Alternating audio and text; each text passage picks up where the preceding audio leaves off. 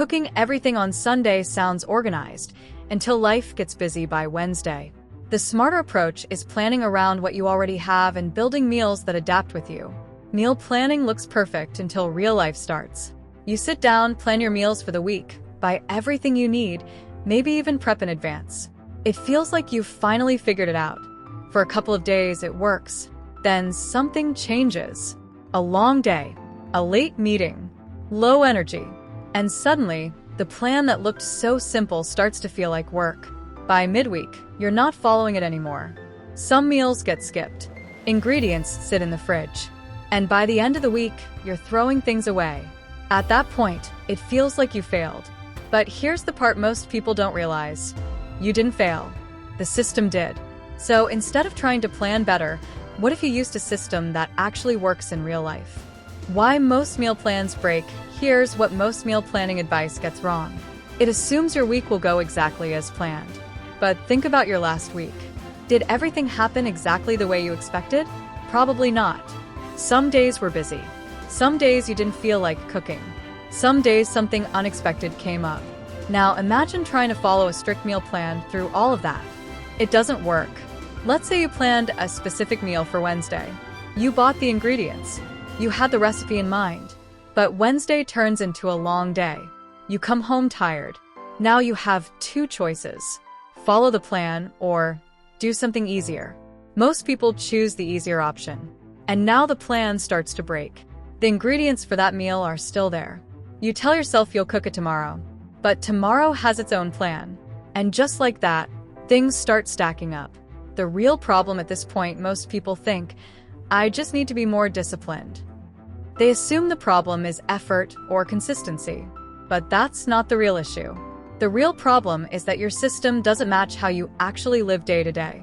Everyday cooking isn't about perfect planning or sticking to a strict schedule. It's about making quick, simple decisions in the moment.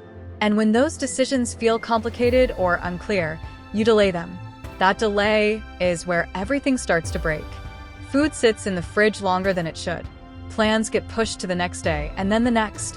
What felt manageable at the start of the week slowly turns into unused ingredients.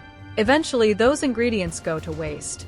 So instead of building a system that depends on perfect execution, you need one that works even when your schedule changes and your energy is low. A different approach here's the shift that changes everything.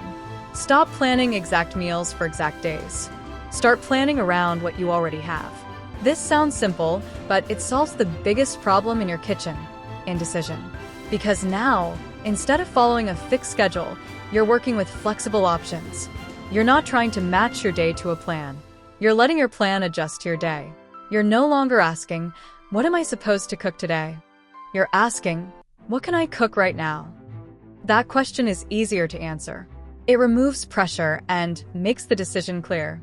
And when the decision feels simple, you stop delaying. You go into the kitchen, use what you have, and actually cook without overthinking. How this works in real life? Let's look at how this works in real life. You open your fridge. Instead of searching for a full meal, you look for usable ingredients. Maybe you see eggs, some vegetables, and bread. That's enough. You don't assign it to a specific day. You just know that any time this week, you can make a scramble or a sandwich. That becomes one option. Then you notice rice, leftover chicken, and a sauce. That's another option. Fried rice, a simple bowl, or a quick mix. You're not building a strict plan. You're creating a small set of easy decisions. So when it's time to cook, you don't start from zero. You pick an option and move forward without hesitation. Why this feels easier? Here's what makes this approach different. It removes pressure. With traditional planning, you feel like you have to follow the plan. If you don't, you feel like you failed. With flexible planning, there is nothing to fail. You always have options. So when a day gets busy, you don't panic. You just pick the easiest option available. And that's what keeps things moving. Quick, what can I cook? Decisions. Let's make this even more practical. If your kitchen looks random, here's how to think.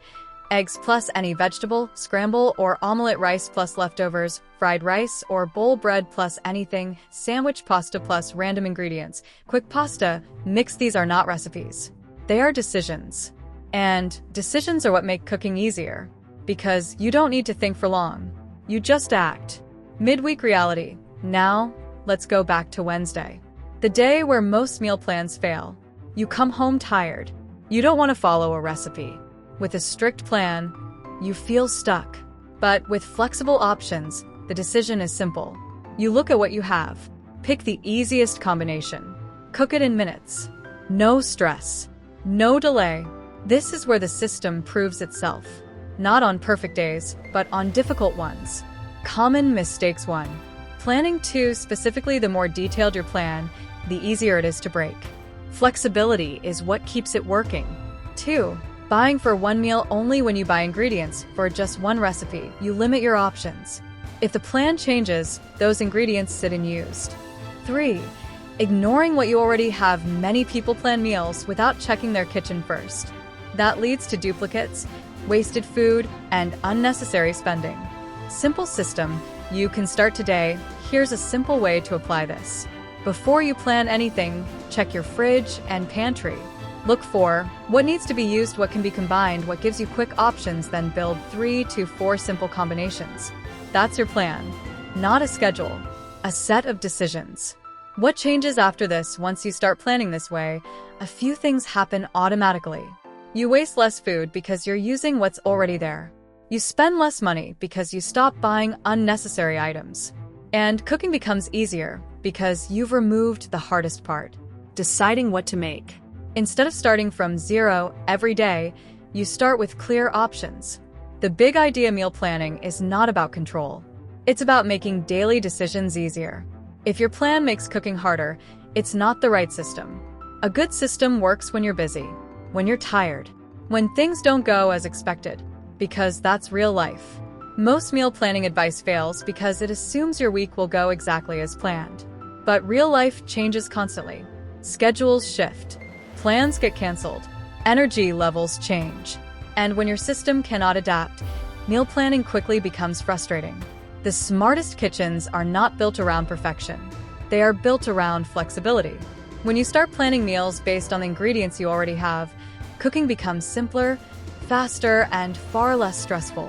You waste less food, make fewer unnecessary grocery trips, and stop feeling like every meal decision starts from zero. That is exactly what PrepTerra is designed to help with. PrepTerra helps you organize ingredients, create flexible meal plans, reduce food waste, and make everyday cooking decisions easier without overcomplicating your routine. Get your free meal plan using the link in the description, and subscribe for more practical PrepTerra-style kitchen strategies that make cooking simpler and smarter every day.